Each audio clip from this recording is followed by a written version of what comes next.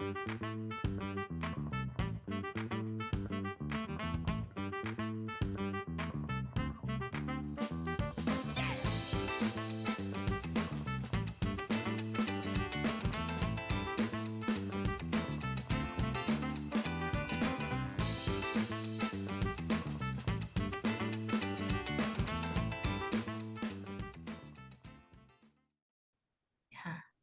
And you've actually been speaking a lot over the past couple of years. What has been the greatest, what has been the greatest keynote that you have witnessed live? And what elements have you implemented in your own keynotes? Like, what did you learn from it? And what kind of transcended your own keynotes? Mm. There have been several. The ones that I most align with are always the best storytellers. Hmm. I know that storytelling is the key to creating an amazing keynote. And I think that a lot of experts like to go, and I used to do this. It took me a while to get out of this rut of doing a framework and teaching a step-by-step system and teaching, A, B, and C, step 1, 2, and 3, and or the continuum, whatever it is that I used to do. And I remember going to an event. I mean, there were several that really knocked me out of the park, but I'll just give you one example. Jesse Itzler is a phenomenal keynote speaker, and his entire keynote is just stories. And you take away frameworks, you take away ideas, you take away inspiration from the stories. And I said to my speaker coach, I only want to tell stories. I don't want to have one step. I don't want to have one framework. I don't want to have anything. I want to tell stories. And she was like, thank God you have come to this conclusion. I am so proud of you because I was holding on to this. I need to teach a step-by-step system in order to be a good speaker.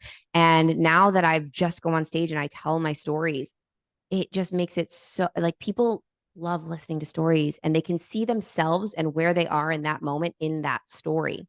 Instead of me trying to be the expert and telling them what they need to do, it's like, here's my story. Here's what I experienced. Are you there too in any way, shape, or form in your life? Maybe you will be next month. Maybe you were last year. Maybe you can find a way to relate to this right now. And usually people can. And I find that storytelling is the most powerful way to speak. And that's what I'm consistently building off of. That's amazing. And it shows. It shows in everything you do, everything you say, everything that you teach too. So it's been an honor to have you. And I wanted to leave the audience. This is my favorite question to ask. How has stress saved your life? Ooh, oh, stress saved my life. Well, my most getting through my most stressful moments has equipped me to be a more confident person. So I use the proof from the last time I was the most stressed out to show me that this too shall pass. Always does. And you always come out the other side. You always end up in your bed. You always end up looking up at the ceiling at the end of the night. You always do, no matter what, no matter how stressed you are, no matter how anxious you are. And you always have more in you than you think. And I will share a really quick story for the end of this about a time when I was the most stressed out ever and I didn't sleep. And this is a real story. You were probably at this event. It was our first Unfair Advantage Live back from the pandemic. And I had a panic attack the night before, complete and total anxiety attack. And I don't really suffer from anxiety regularly. Every once in a while it'll happen. And I was in it. And panic, anxiety, and the fact that I wasn't sleeping gave me more anxiety because I had an event the next day that I had to show up for 3 days for all of these people. We had 150 people coming and I was hosting the entire event on stage. You know what it's like. And 3 o'clock in the morning comes. I'm shaking. Oh my God, I'm not going to sleep. Oh my God, I'm not going to be able to show up. Oh my God, I'm not going to be able to deliver. 4 o'clock in the morning comes. I'm still not sleeping. I'm crying. How can I do this? I'm not going to be able to hold space for these people. I'm going to be delirious. I'm not going to know what to say. 5 o'clock comes. My makeup artist walks in the door. I have not slept. Zero. Stress, panic, anxiety. Okay. Bad. All right. But here's what happened. When you take the stage or you do the thing, a really powerful thing called adrenaline steps in.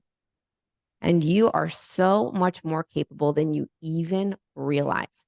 And because I was able to do that 3 day event on zero sleep, the anxiety came back day 2 and day 3, by the way. So it was the exact same thing all 3 days because I was so scared I wasn't going to sleep that it just kept going.